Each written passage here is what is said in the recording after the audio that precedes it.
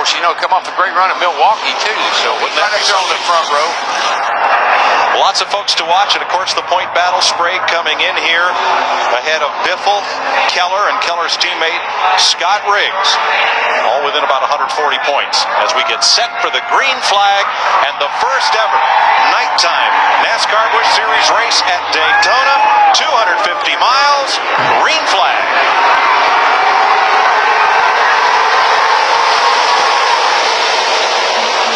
Through the gearbox. It'll take them about a lap or lap and a half to get these engines wound up with that restrictor plate. And the way they're running right now, that's the way they'll run all night long. 2 by 2 by 2, and then they get 3 wide, and that's when you get into a little bit of a problem. Right now, Scott Wimmer, number 23 on the outside, running that Dodge for the first time. He don't have anybody tucked up behind him to push him, so the inside line's going to really start moving down the backstretch. Trying to move down there close to those cars as they go by, trying to get a little help from one of them.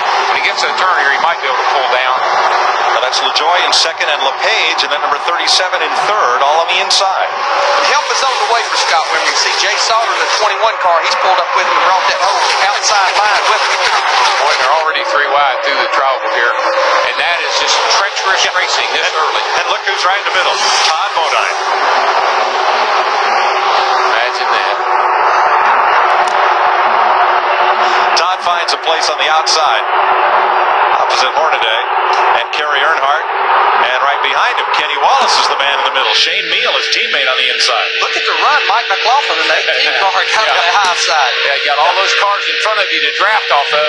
You get them sucked up through there, buddy. You think you got 800 horsepower.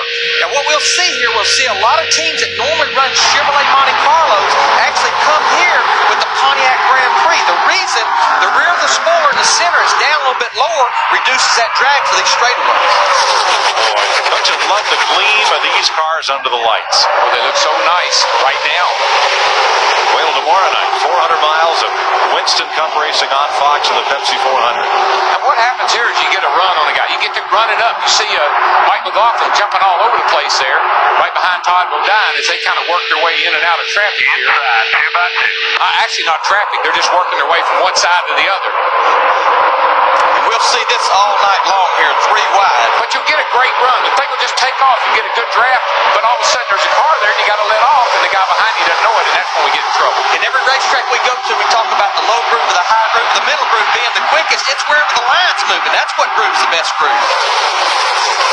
Problem on Chad Chaffin's car. He's headed from pit road.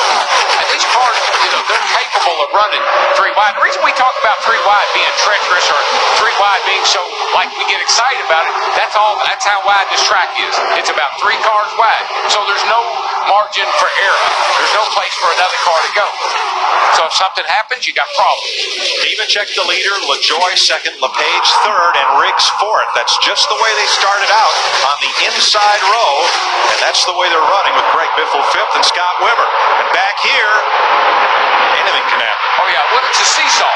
You go forward on the inside, then you get to the turn, then you go forward on the outside. You see the 25 get a push up through there. And Jay Sauter, boy, Todd Bodine in the 92 and 4 wide. Tony Raines in the 33, nowhere to go.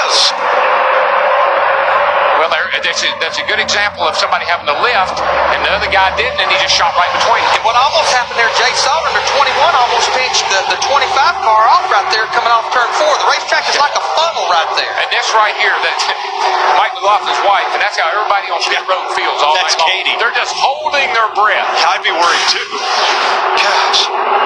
If Jamie McMurray's about to come in here and put his stamp of approval on this.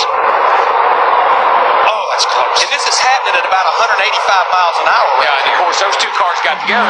Todd and the Range allowed the McMurray just to go between them because they had to lift a little bit or they bucked a little speed off. What that did, though, Darrell, is it split this pack into 2 distinct groups. That's a good thing. Yes. First 13 cars, single file, and now they break formation back at about 9th place. 5 laps complete in Daytona.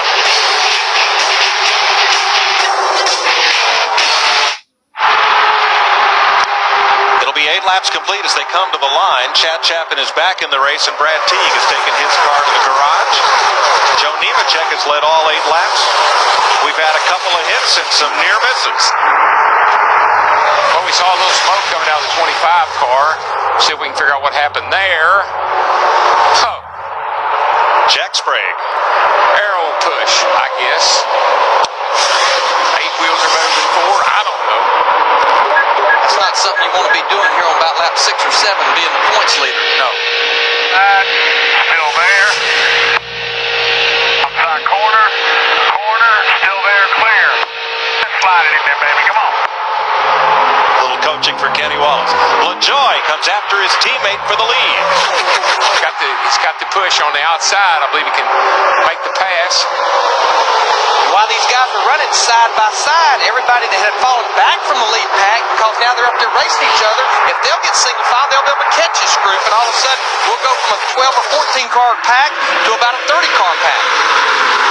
The only way you can't keep up is to be riding the brakes. That's about the only way. Stuck in the middle.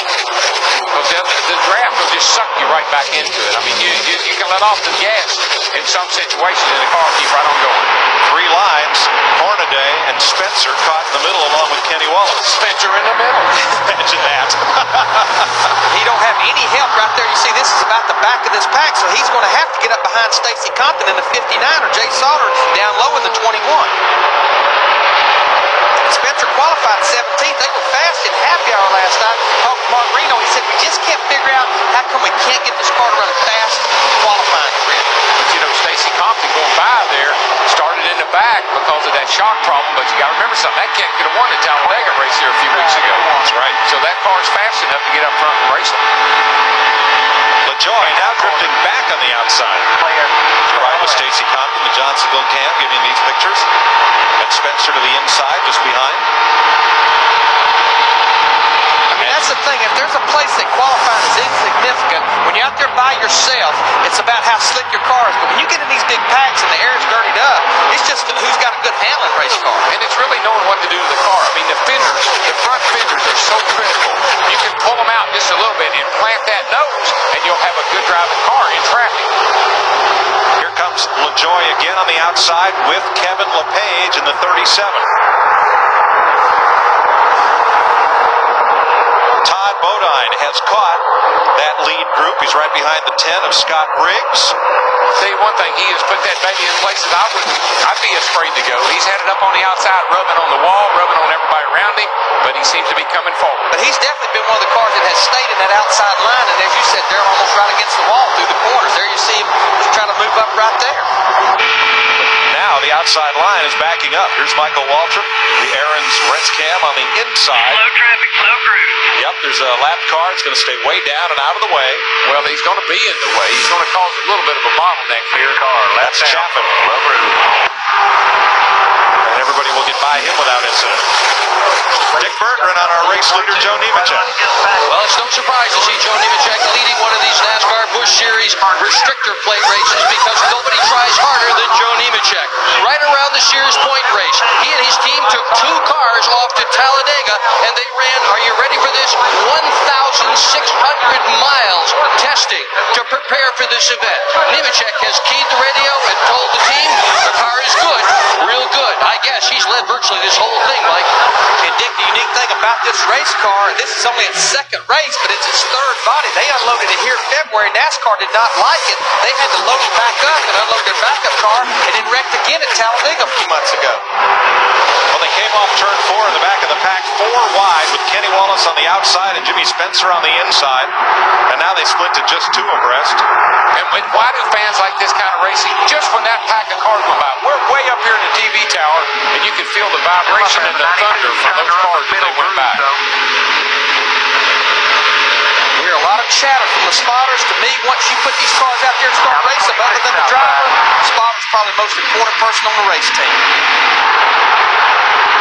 13 laps complete. Casey Mears, 66. Christian Elder, Tim Sauter. Shane Hall coming into the picture there, 63.